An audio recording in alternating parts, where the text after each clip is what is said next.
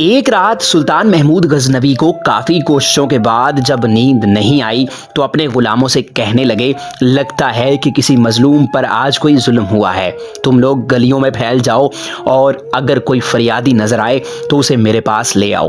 تھوڑی دیر بعد وہ سب واپس آ کر کہنے لگے، سلطان ہمیں کوئی بھی فریادی نہیں ملا، آپ آرام سے سو جائیں۔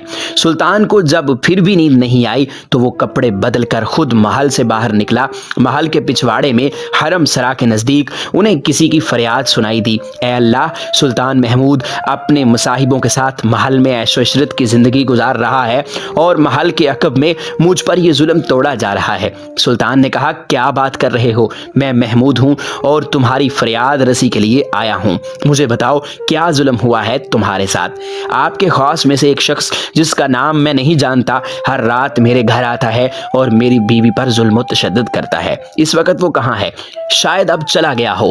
دوبارہ جب وہ آئے تو فوراً آ کر مجھے اطلاع کر دو۔ پھر سلطان نے محل کے دربان کو وہ شخص دکھایا اور کہا کہ جب بھی یہ دربار آئے اسے سیدھا میرے پاس پہنچا دو، اگر میں نماز کی حالت میں بھی ہوں تو پرواہ مت کرو۔ اگلی رات وہ شخص سلطان کے پاس آیا اور بتایا کہ وہ شخص اس وقت اس کے گھر میں ہے۔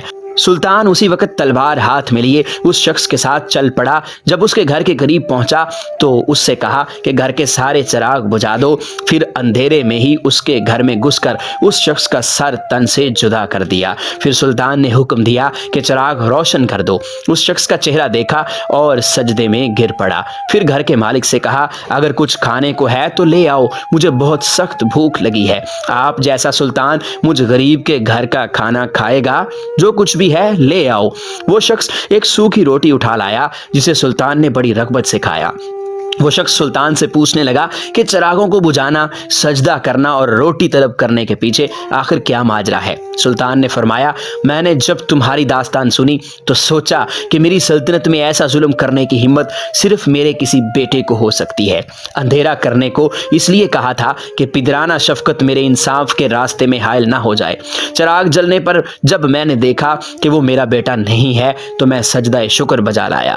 کھانا اس لیے مانگا کہ جب سے مجھے تمہاری مصیبت کا علم ہوا میں نے اللہ کے سامنے قسم کھائی تھی کہ جب تک تمہیں انصاف نہیں مل جاتا میرے اوپر روٹی حرام ہے۔